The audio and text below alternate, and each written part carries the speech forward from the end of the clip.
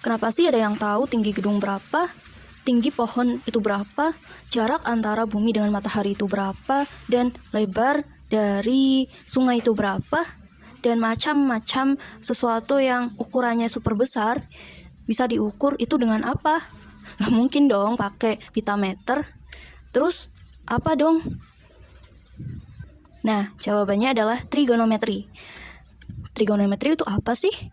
Nah, trigonometri itu diambil dari bahasa Latin pada abad ke-16 dari bangsa Yunani, yaitu trigonon yang berarti 3 sudut dan metron yang berarti ukuran.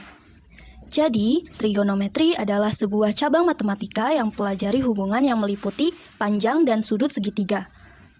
Nah, jika kita mengulik asal-usulnya, trigonometri ini muncul dari 3000 tahun yang lalu, mulai dari Mesir kuno, Babilonia, serta peradaban lembah Sungai Indus.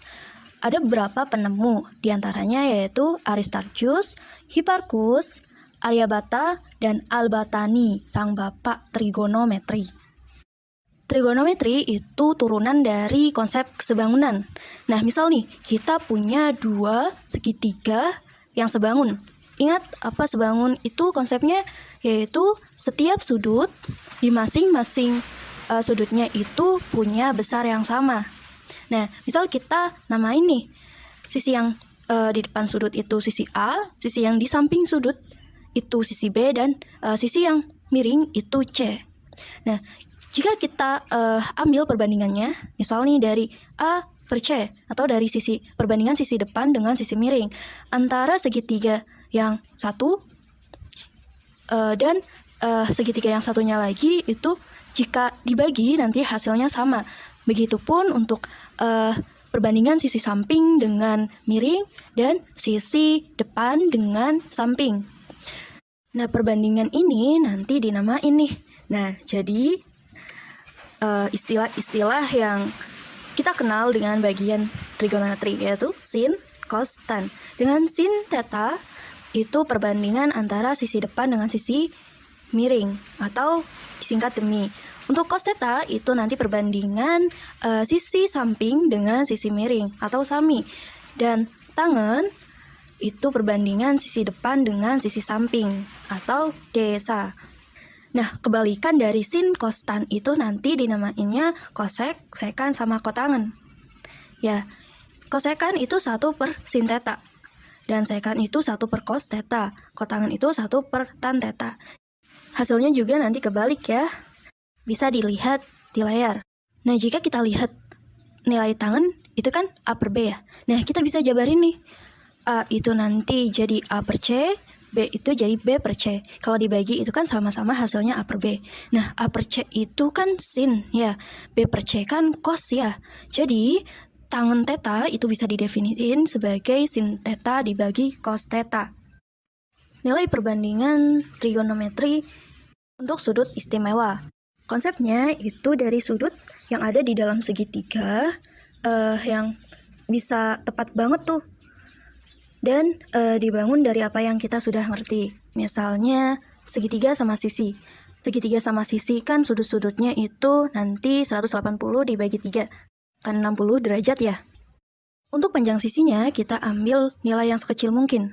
Dan jika kita bagi itu nanti hasilnya itu bulat ya. Biar kita mudah menghitungnya. Nah, didapatkan 2. Kalau segitiga sama sisi ini dibagi 2, nanti jadinya kayak gini. Sisi alas itu nanti 2 dibagi 1, sisi miringnya 2, dan sisi tegaknya bisa kita cari dengan teorema Pythagoras, akan menghasilkan akar 3. Nah, tinggal kita terapin tuh konsep perbandingan trigonometri tadi, sehingga menghasilkan nilai sin 30 derajat, cos 30 derajat, dan tan 30 derajat. Begitupun untuk yang sudut 60 derajat. Nah, sekarang untuk sudut 45 derajat. Kita pakai persegi 4 dengan panjang sisi 1. Nah, untuk mendapatkan sudut 45 derajat itu nanti persegi 4-nya itu nanti dibagi menjadi 2. Sehingga menghasilkan sisi miring yang jika kita hitung dengan Pythagoras maka menghasilkan akar 2. Nah, tinggal kita masukin dia ke konsep perbandingan trigonometri tadi.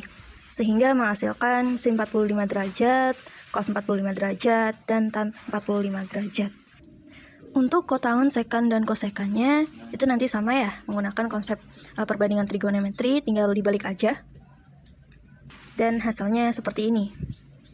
Lanjut ke relasi sudut-sudut. Yang tadi kita bahas, yaitu nilai perbandingan trigonometri di kuadran 1.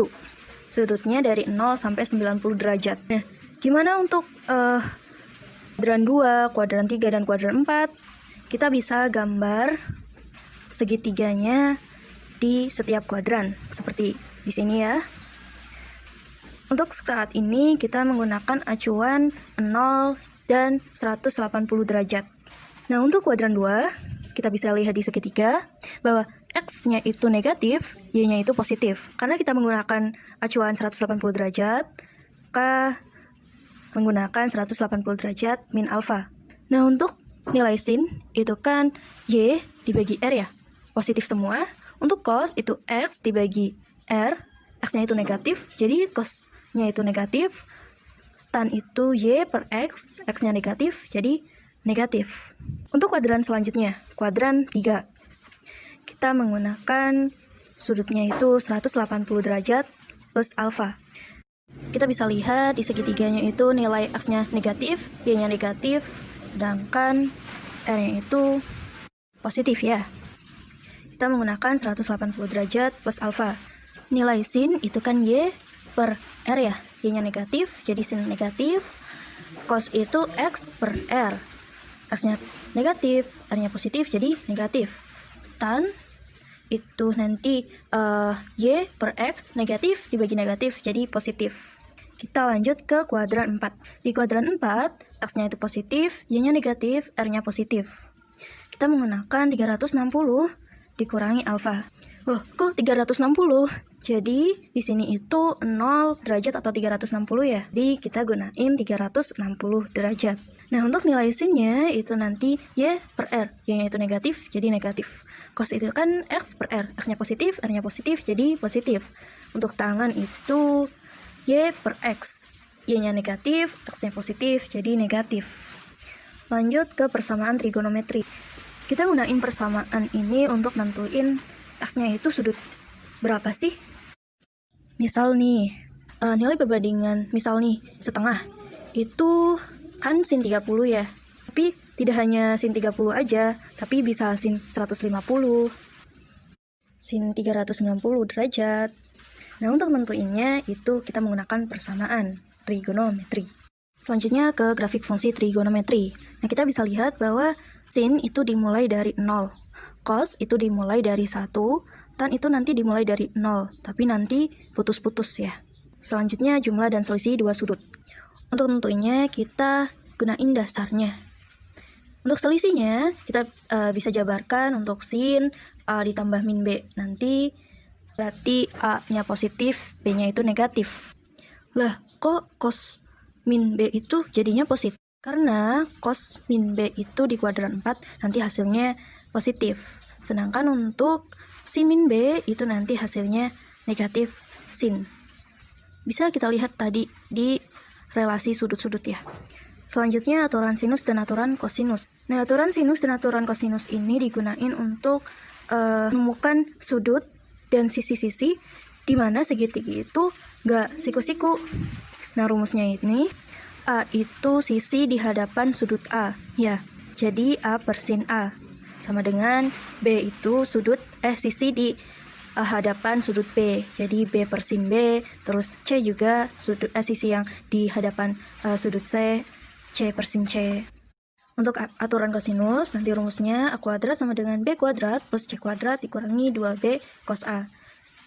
Untuk menentuin sudut A, nanti kita pakai cos A. Ya, A sama dengan B kuadrat ditambah C kuadrat min A kuadrat dibagikan 2 kali B kali C. Selanjutnya luas segitiga. Umumnya itu luas segitiga yaitu setengah kali alas kali tinggi ya. Kalau kita jabarin, tinggi itu nanti jadinya B sin C. Nah, kita tinggal substitusiin tuh ke rumus luasnya. Jadi luasnya adalah setengah kali AB kali sin C. Kita bisa jabarin lagi tuh nilai B-nya dengan menggunakan aturan sinus. B-nya menjadi A sin B per sin A. Dan jadinya luas sama dengan A kuadrat sin B sin C per 2 sin A. Lanjut ke penerapan trigonometri. Trigonometri itu bisa diterapin di ilmu astronomi. Trigonometri digunakan untuk mengukur benda-benda langit yang tidak mungkin pakai penggaris ya. Mengukur jarak antara bumi dengan matahari. Rumus trigonometri sudut ganda digunakan untuk nilai-nilai ukuran sisi akibat sudut-sudut yang tidak istimewa. Orang yang pertama kali mengukur jarak antara bumi ke matahari adalah Aristarchus, sekitar 250 tahun sebelum Masehi. Nah, si Aristarchus ini menggunakan petunjuk gambar posisi bulan, matahari, dan bumi ketika bulan tampak setengah lingkaran untuk mengukur jarak antara bumi dengan matahari. Kalau digambarkan jadi seperti ini. Perlu ditekankan bahwa gambar ini tidak akurat ya, tapi mendekatilah dengan apa yang dimaksud dengan Aristarchus ini. Nah, pertama-tama kita tentuin ini sudut tetanya. Aristarchus menggunakan tongkat untuk menentukan sudutnya. Nah, ketika bulan di atas kepala, Aristarchus ini mendirikan tongkat seperti di gambar ini ya. Kita gunain tan sama dengan panjang bayangan dibagi panjang tongkat. Dan akhirnya mendapatkan 87 derajat. Ini dengan sudut theta itu bertolak belakang, yang artinya itu sama. Langkah selanjutnya yaitu menentukan perbandingan jarak bumi dan bulan dengan bumi dan matahari menggunakan rumus cos theta sama dengan B per A. Cos 87 itu nanti 1/19. Namun hasil ini tidak akurat. Dan setelah bertahun-tahun sampai sekarang hasil itu diperbaiki, dan menurut perhitungan modern, sudut yang sebenarnya adalah 89,83 derajat, yang jika dimasukkan ke dalam kosinus, perhitungannya adalah 1/400. Selanjutnya, penerapan trigonometri di ilmu teknik sipil. Trigonometri bisa digunakan untuk mengukur kemiringan jalan raya di daerah pegunungan agar semua kendaraan dapat melewatinya, mengukur kemiringan rel kereta api dan jembatan, mengukur ketinggian gedung atau bangunan. Misal, kita mau mengukur tingginya Tugu Monas. Misal sudut penglihatan seseorang pengamat ke puncak Monas adalah 30 derajat dan jarak ia berdiri dari Tugu Monas adalah 150 meter. Tentukan tinggi Monasnya. Ilustrasi pernyataan di atas itu bisa digambarkan seperti ini, ya. Kita bisa menggunakan rumus tan. Tan 30 sama dengan tinggi Monas dibagi jarak dari Monas. Jadi tinggi Monas itu nanti sama dengan tan 30 dikali jarak dari Monasnya. Dan hasilnya itu 86,55 meter. Penerapan trigonometri yang lainnya itu di ilmu geografi dan navigasi. Trigonometri digunakan untuk menemukan jarak dari pantai ke suatu titik di laut, mengukur ketinggian gelombang air laut, mengukur ketinggian gunung, dan mengukur lebar sungai. Kita ambil nih soal mengukur lebar sungai. Jika kita tandai A dengan C, di mana akan membentuk sudut 90 derajat di CAB. Nah, misalnya kita dapatkan data garis lebar AC atau lebar sungainya itu kan belum diketahui. Panjang AB itu 10 meter dan sudut ABC itu nanti 20 derajat. Maka lebar sungai AC dapat kita hitung dengan langkah-langkah berikut. Tan sudut ABC sama dengan lebar sungai AC dibagi panjang AB. Jadi lebarnya itu nanti tan sudut ABC dikalikan panjang AB. Jadi lebar sungainya adalah tan 20 dikali 10 meter. Tan 20 itu 2,23716094422 dikali 10. Nah, nanti hasilnya 22,3716 meter. Sekian penjelasan dari saya tentang trigonometri, semoga bermanfaat. Terima kasih.